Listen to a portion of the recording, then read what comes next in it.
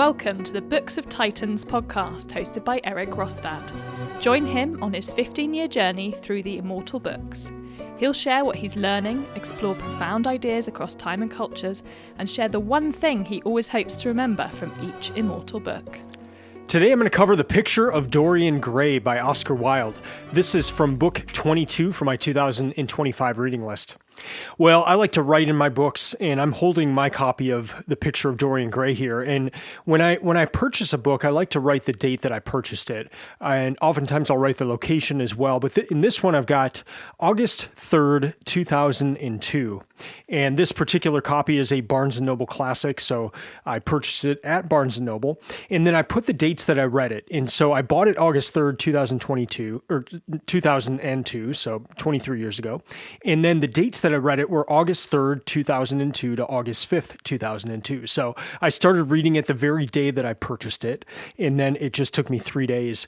And I vividly remember reading this book those 23 years ago because my recent reread of this book was the first time I had read it since that first time in 2002. But I think about this book all the time. Like it is so vivid in my head. And so it was a very interesting experience to read it these 23 years later. And oftentimes if I reread a book, I will notice things that I had in my head, like, you know, my memory of the book and then I reread it and my memory was off. I was thinking about things of that book that they didn't happen in that way, or there were differences that over time, just with memory, like it's like our own memories where they change and even people who experience the same thing will think of things in very different ways. But this book, I mean, I remembered it as it was. It was such an important experience. It was such a life-changing experience in many ways, just in this, that this is a book I think about all the time. The story, the pictures, everything about it. It's one that often comes to mind. So I'm looking forward to talking about it today. And in this episode, I'm just going to do one segment. I usually break it up into 3 different segments, but I'm just going to do one segment, kind of talk through the story, some of the themes that I saw, some of the things that stuck out, and just kind of go straight through it that way. So if you're unfamiliar with the story, I'm going to give you a brief overview without spoiling too much of the story, especially if you haven't read it before. So Basil Hallward is enamored with this beautiful man named Dorian Gray. And so he paints a portrait of Dorian, and so that's where we get the title of the book, the Picture of Dorian Gray. And so this Basil has painted this, and he says it's an important work, it's an important painting because he has put his soul into it. And so he keeps highlighting that this is something that he just poured his very life into it. He poured his very soul into it. And in fact, at the beginning, he does not want to show this painting to anyone because he's afraid it bears too much of his soul. Like somebody will get to know him too well just by looking at this painting. And so there's an immediate connection in this novel between youth and a certain sense of purity. Like if you're young, if you look young, the assumption is that there is a level of purity that you have. Well, after meeting Basil and meeting Dorian, we meet another character named Lord Henry Wotton. And Basil is friends with this Lord Henry Wotton, and Basil's very worried that Lord Henry is going to negatively influence this young 22-year-old Dorian Gray. And so he says the following on towards the beginning, at the very end of chapter 1. Then he looked at Lord Henry. Dorian Gray is my dearest friend, he said. He has a simple and a beautiful nature. Your aunt was quite right in what she said of him. Don't spoil him. Don't try to influence him. Your influence would be bad. The world is wide and has many marvelous people. Don't take away from me the one person who gives to me my art, whatever charm it possesses. My life as an artist depends on him. End quote. So right away, you see this fear that Basil has that Lord Henry is going to negatively influence Dorian Gray.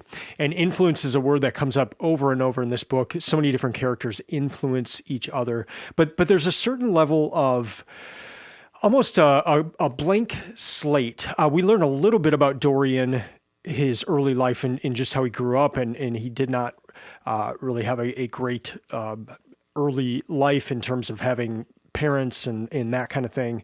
But we don't know much about the first 22 years of his life. But there is a sort of element of there being a blank slate with Dorian.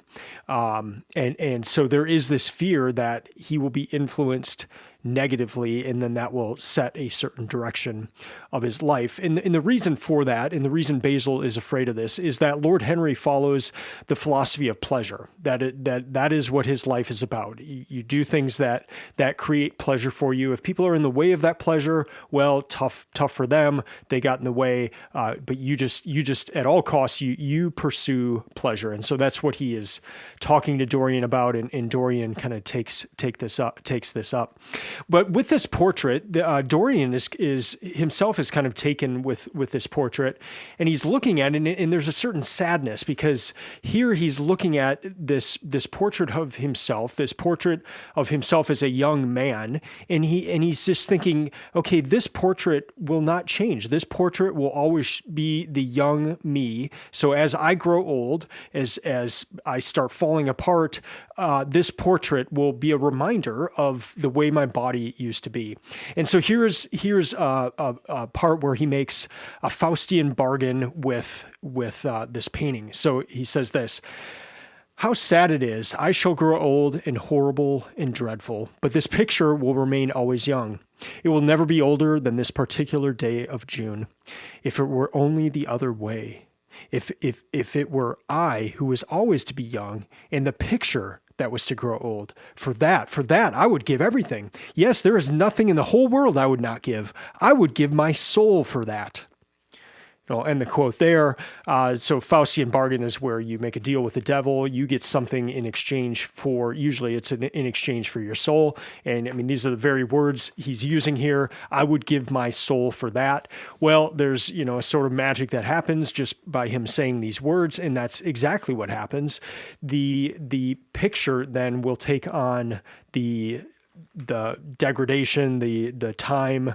It will take on the sin that Dorian Gray does, but his body will remain the same. So no matter what he does, no matter what kind of horrible things he does in his life, no one will see that on him. They'll look at him and see a youthful man, but the painting will begin to take on these other aspects.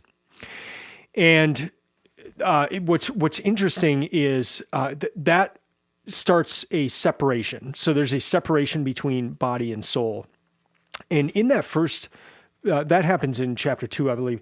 In the first chapter, there's an interesting line, and this is how it goes: "The harmony of soul and body, how much is. We in our madness have separated the two and have invented a realism that is vulgar, an identity that is void." End quote. So here you see these two things are not supposed to be separated, body and soul. But the very Faustian bargain that he makes, it does separate those two, and that's kind of the start of the story. So we see where it goes. We're about to see where it goes. And again, at the beginning, when that bargain is made, it's like a mirror. Both are the same. Dorian looks young, energetic, healthy. So does the painting. There's no difference at that starting point. But then Dorian falls in love, and he falls in love with an actress, a woman who portrays different Shakespearean characters each night of the week. And her name is Sybil Vane, and he falls in love with her. Or does he? And that's kind of a question you're confronted with right away, because he's fascinated by this woman. He goes to see her in her plays, but he's fascinated with the characters that she is portraying.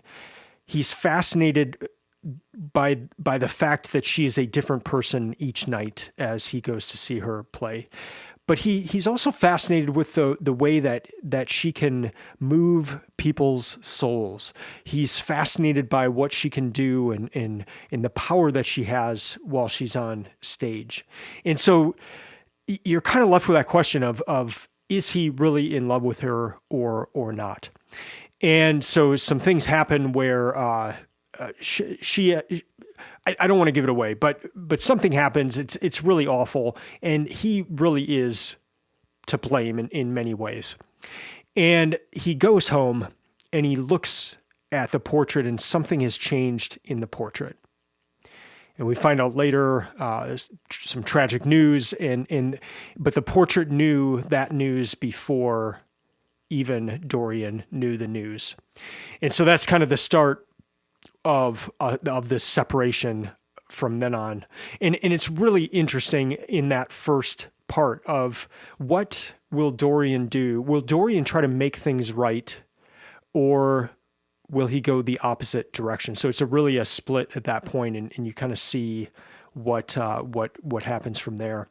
So for this novel in general, it's the most vivid picture of the consequences of sin and the power of conscience. And so I want to read a couple parts. And if you don't like the word sin, it's the word that's used in this book. So it's very in your face. It's very blatant. That's one thing that really stuck out in this second reading. I kind of thought that maybe it was a little more hidden, and you just kind of like, you would see these things or realize what it was referencing. But no, like Oscar Wilde here, he is upfront with what is going on here. So let me read a couple of parts here. There were opiates for remorse, drugs that could lull the moral sense to sleep. But here was a visible symbol of the degradation of sin. Here was an ever-present sign of the ruin men brought upon their souls. End quote. And so he's looking upon the portrait, and he's saying this. So there are opiates for remorse, drugs that can lull the moral sense to sleep. But here was a visible symbol of the degradation of sin. So here, this portrait was a visible symbol, an ever-present sign of the ruin men brought upon their souls. And then the power of conscience. And this is a few pages before what I just read. For every sin that he committed, a stain would fleck and wreck its fairness, but he would not sin. The picture, changed or unchanged, would be to him the visible emblem of conscience. End quote. So you see here, the picture ends up taking the brunt of his sin, what he does from that point forward. And so over time, we just see this picture get just worse and worse. And there was a belief at that time in physiognomy where you would kind of judge a character based upon their appearance. And let me read one part about that. So sin is a thing that writes itself across a man's face. It cannot be concealed. People talk sometimes of secret vices. There are no such things. It is if a wretched man has a vice, it shows itself in the lines of his mouth, the droop of his eyelids, the molding of his hands even. And then I'll end the quote there. So you get this strong sense in this book, and we believe that to some degree. We think we can see some things on people. We kind of look for those things, but there was just a very strong belief in that at the time of this novel. Really quickly, this was 241 pages. It took me 8.5 hours to read, and the reason I read this book right now, I'm in July, my month of fun books. I'm taking a break from my immortal books, and I'm just kind of reading books that are on the to-be read pile. But I'm also leading a reading group this year. It's called the Short Great Books, and we meet in person and we meet online. And so I've just selected some books that I wanted to reread or that I've recently read as part of the Immortal books, and just to really try to help people get into some of these great books.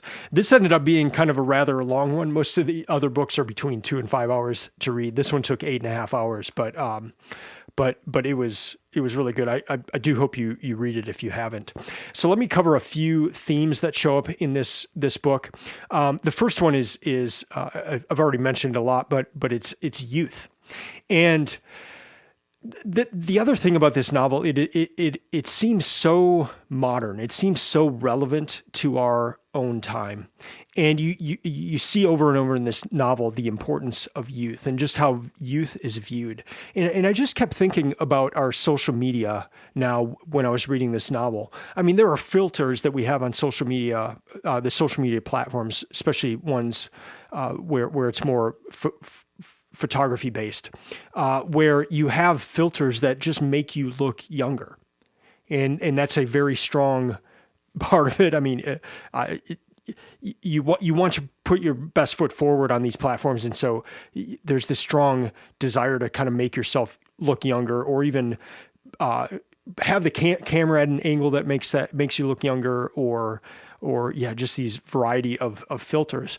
In the area where I live here in Nashville, there's just a ton of people that do Botox, and so there's just this desire to not show age, to always have a youthful view. And we view youth in the same way that it's presented in this book. And the way it's presented in this book is that it's kind of the ultimate thing. And Dorian gets to the point where he starts confessing to, like, even to Lord Henry, he starts confessing some of the things that he's done, or people get an idea of what he's done. They hear the things that he has done, and they just simply don't believe it, because we meet him when he's 22. He keeps going on. We see him again. He's 38.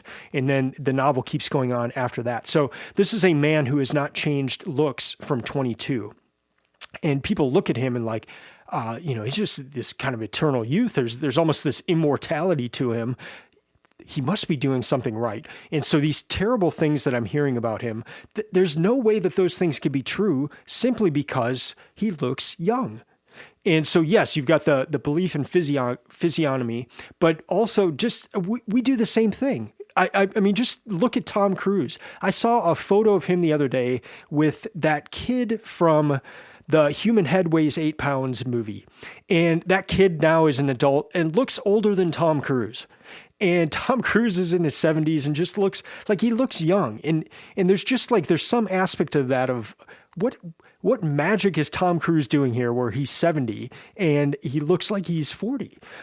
So we do that a lot. And I know there's, all sorts of tricks that people do now where they look young, but it was so interesting contrasting just our presentation of ourselves on social media and just this desire for youth and of society being so based upon youth and wanting to highlight the people that are young and almost forget about people once they reach a certain age. But then further on social media, we present a portrait of ourselves to the world.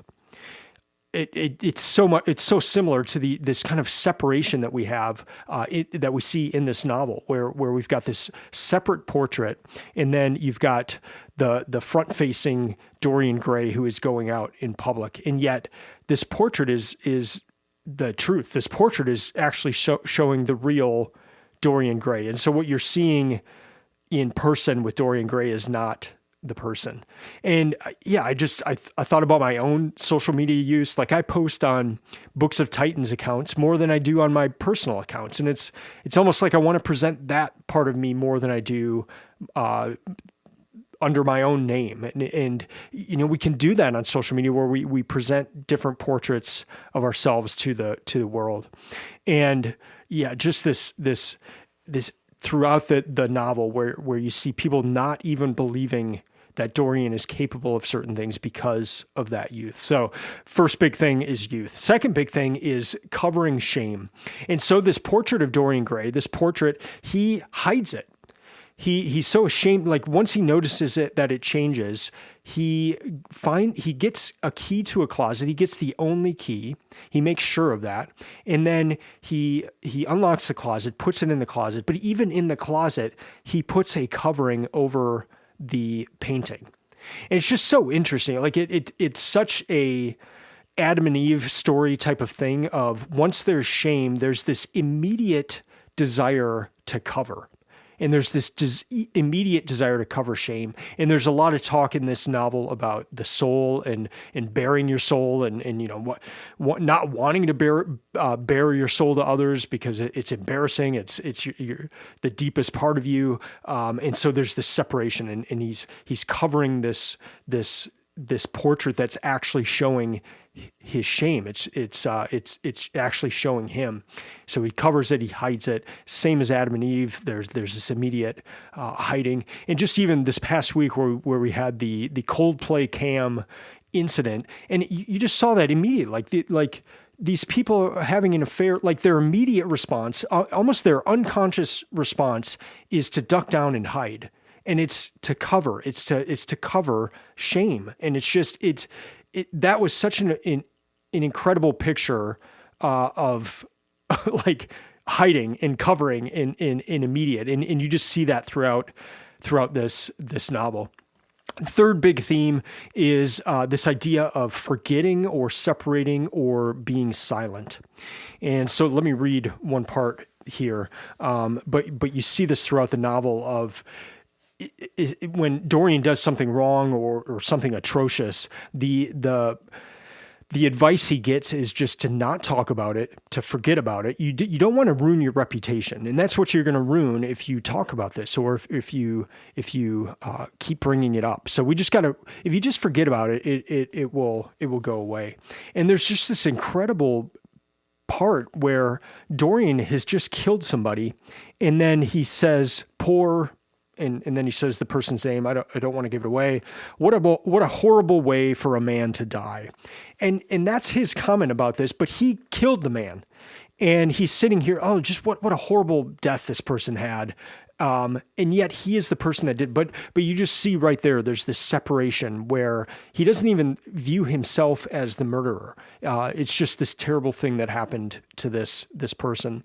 But throughout the novel, I mean, you obviously see it with the portrait, where the portrait is separated, kind of the body and soul thing. There's a separation. The portrait is put and is hidden in a closet. It's even covered in that closet. There's a separation there. But then there's just a separation from the actual deeds that one commits as well. And as long as you can forget about it or just not talk about it, there's this kind of idea that it will go away. But I think it hits so much on the psychology of this book, and to a certain degree, that's what you call a sociopath, where there is that separation, where they don't feel things that they're doing or understand the ramifications for atrocities, but you see very clearly here how easy it is to do that.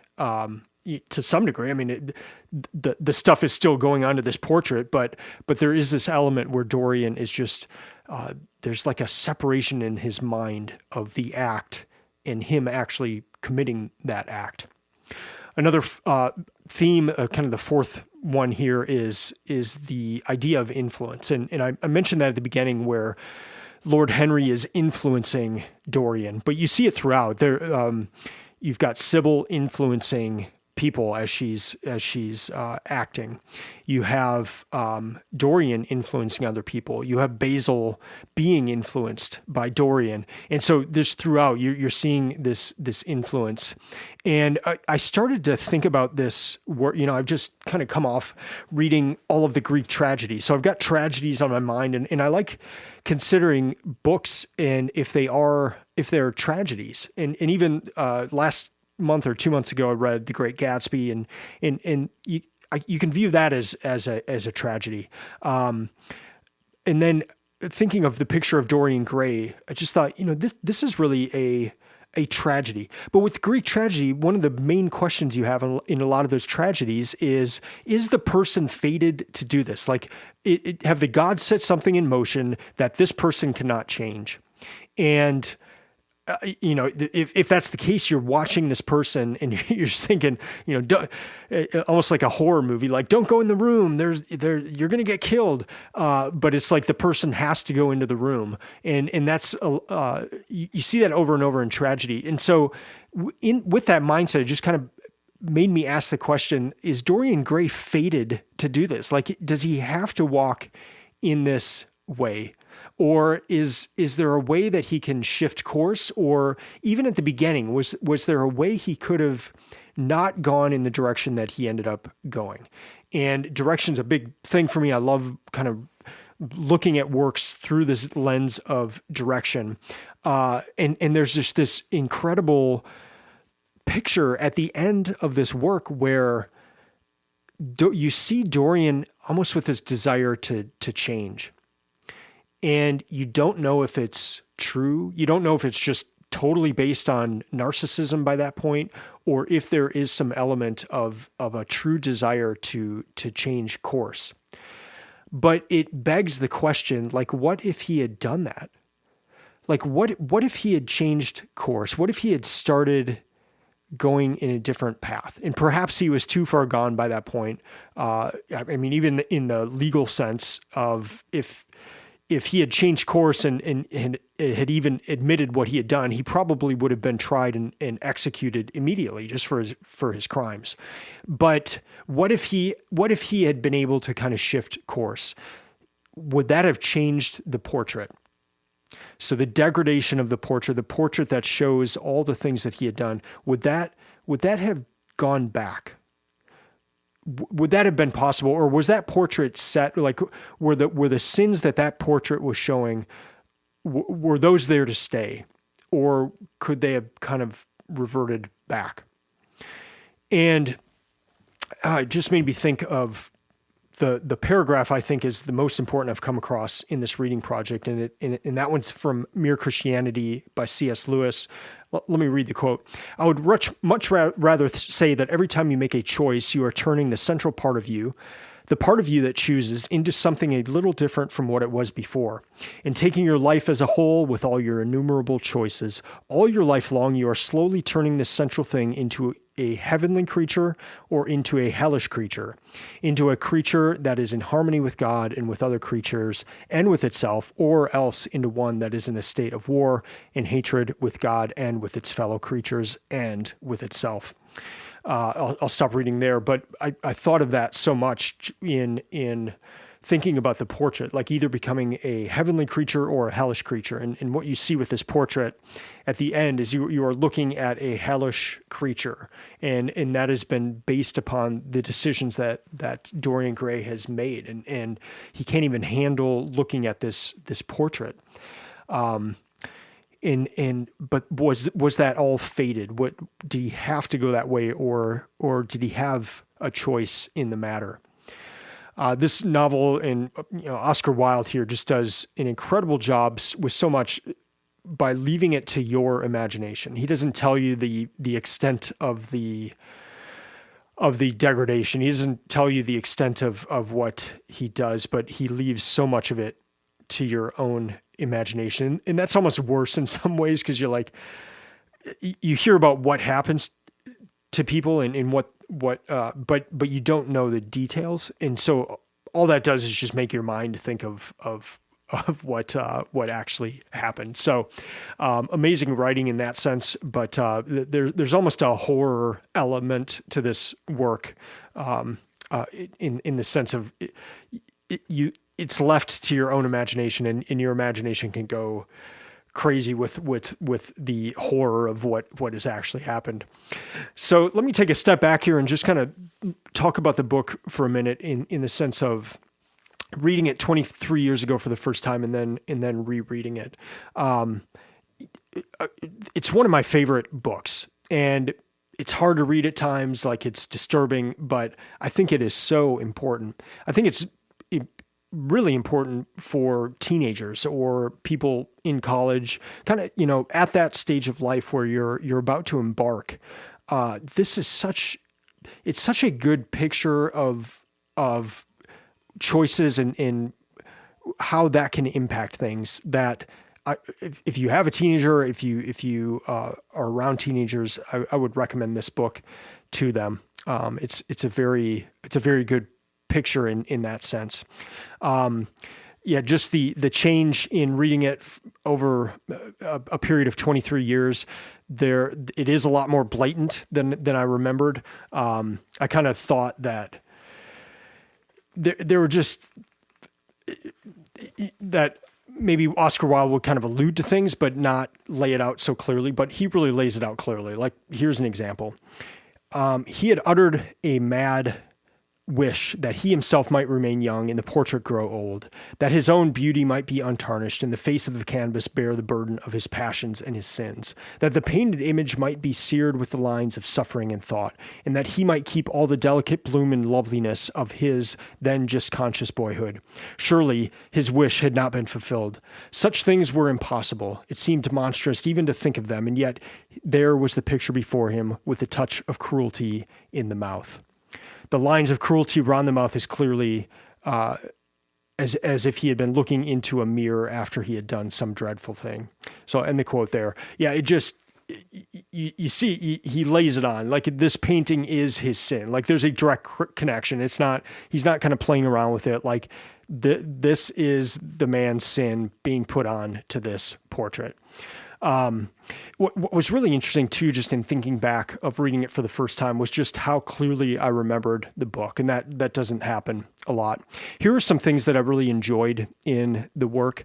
I noticed that some of the, well, let me go back. In Greek literature, whenever a god is mentioned, their name is capitalized, but a lot of times it's things like memory or dreams or night. These things are gods, and we don't think of them as gods. So it's just interesting, and it's capitalized, so oh, okay, the Greek conception of this was as a god, whereas we kind of just think of it as a thing. And Oscar Wilde did that in this book, and it was a neat touch and a kind of a callback to Greek literature, but I really appreciated that. As for what this book reminded me of, it reminded me of the Screwtape Letters by C.S. Lewis, where you've got a devil trying to influence. Here you kind of have Lord Henry in that mode of trying to influence Dorian Gray, and he does so successfully. It also reminded me of Neoptolemus and the play by Sophocles called Philoctetes, where Neoptolemus is the son of Achilles, and you see him in this play Philoctetes is in a very similar way to Dorian at the beginning of the picture of Dorian Gray, where there's this almost this element of what way is this man going to go in his life, and there's almost a purity in the person. We don't know much about the early life of Dorian Gray, and so you can kind of just think of him as, okay, he's a clean slate. But you see Odysseus in the case of influence over Neoptolemus, whereas in this work you see Lord Henry and his influence over Dorian, and there's just some neat connection points there. There were also a lot of allusions and references to the Bible. Some were very clear and overt, like what does it benefit a man to gain the whole world and lose his soul? That verse is mentioned. But then there were some also just kind of sly references to the Bible, and it was really, really interesting. So I liked that aspect of it as well. Let me just close out this episode here with my the one thing that I'm still thinking about, and it's actually the same thing that I remember so vividly from the first time that I read it, and it's that sin goes somewhere. And in this book, it really is the most vivid picture I have seen in a novel, where you can't commit certain acts and there not be ramifications. And here you see clear ramifications, but it's not as it seems, because if you just look at Dorian, everything looks fine. It doesn't look like there's anything wrong, and yet there is something terribly wrong. And it's the novel makes it clear every sin that he does is going to go on to this portrait. There is a wage to sin. And you see it so clearly here. In the front of this book, I wrote a Bible verse. It comes from 2 Corinthians 4, and it says this: even though our outer person is being destroyed, our inner person is being renewed day by day. And that puts quite a contrast to what we see with Dorian Gray in this novel.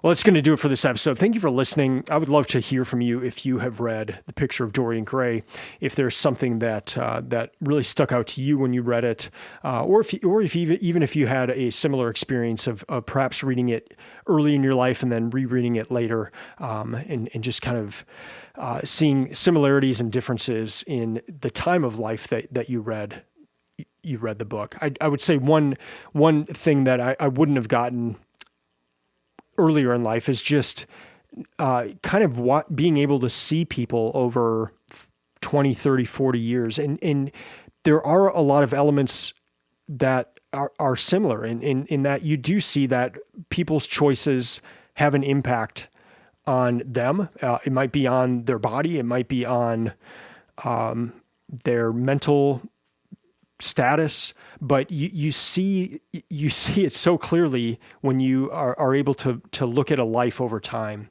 and you do see that choices have consequences, and either way, in a good manner, becoming heavenly creatures or becoming hellish creatures. And here it's more of a compact time frame, but you see that same thing in this novel. But yeah, I would love to hear from you.